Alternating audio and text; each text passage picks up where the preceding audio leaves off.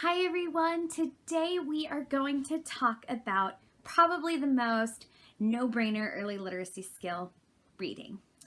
I know I'm a librarian. You all know that yes, reading is important for your child. It seems like such a simple fact, but that doesn't negate its importance. Reading truly is a key. After all, you can't go through life without reading. From reading street signs to know where to get to go, to one day working in a job and having to read an offer letter, to going to school and needing to read a textbook, reading is all around us. So I am just here to encourage you on your reading journey. One thing that I always try to encourage adults that come into the Meridian Library is it is okay. No, your child does not need to be a genius with reading. No, they don't have to be even at grade level. And more often than not, they just need to find the right book before they fall in love with reading all on their own. One thing that I like to encourage parents to do is let your child pick the book. It grieves my heart to go around and see when a child really hates the book that they're being forced to read. Now, oftentimes, yes, it is for a school assignment, but I have seen kids want to read a book and their parent has told them no. So I would encourage you adults to let your child pick books for themselves. Maybe they go on a kick and they just want dinosaurs. Maybe they've pulled every Mo Willems Elephant and Piggy book off the shelf. That is okay. The first thing about reading, and that's going to get them excited to learn, is that excitement of the book that they picked out for themselves. Now, reading is always amazing, and possibilities with reading are absolutely endless. Take, for instance, I discovered this book. It's called Welcome Back, Flower Child, The Magic of Your Birth Flower. Now, it doesn't automatically seem like a great story, but I loved the illustrations. It's about a child and things about the month they were born.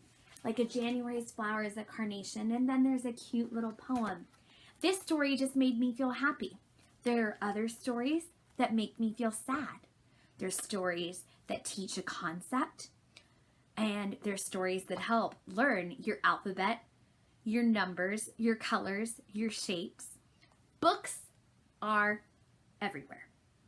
So, I have included a fun activity that can also get your child with reading.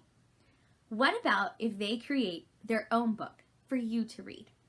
All you're going to need is a piece of construction paper and some regular white computer paper, which we have included for you. It's really quite simple, and in fact, you might be wondering, like, what's the big deal? You literally are just going to put a couple stacks of paper together, put a piece of construction paper over it, and staple in the middle. But the power of this little book, no matter what age your child, is incredible. So perhaps with your younger child, let them scribble, and they will tell you all about the pictures they drew. It might just look like scribbles, but I guarantee you to them, they know what they want. Then with your older children, have them draw pictures.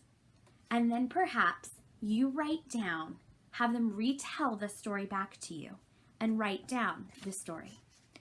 Then perhaps with a child that is able to write a little bit, have them write a few basic words and you fill in the rest. This is a great memento memory-making piece that, yes, you'll keep in the album for years as a reminder. In fact, I still have one that I made years ago. It was called Gabrielle's Tea Party, and it was all about my 8th birthday. And you don't want to see my illustration of a car. It looks terrible. But it taught me to be my own writer and illustrator. Maybe it was my first thing of why I fell in love with books. I don't know. So, I want you guys to take this week and write your own books. And then I want to hear all about them. What is the story you create? Is it a fantasy world, or is it even just about your day-to-day life? Is it about your dog or your cat or your stuffed animal? I want to hear all about it. So remember, read any type of story. Get that imagination flowing.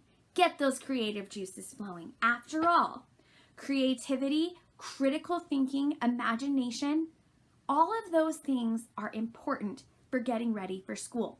You're going to need them no matter how old you are. So why not start now?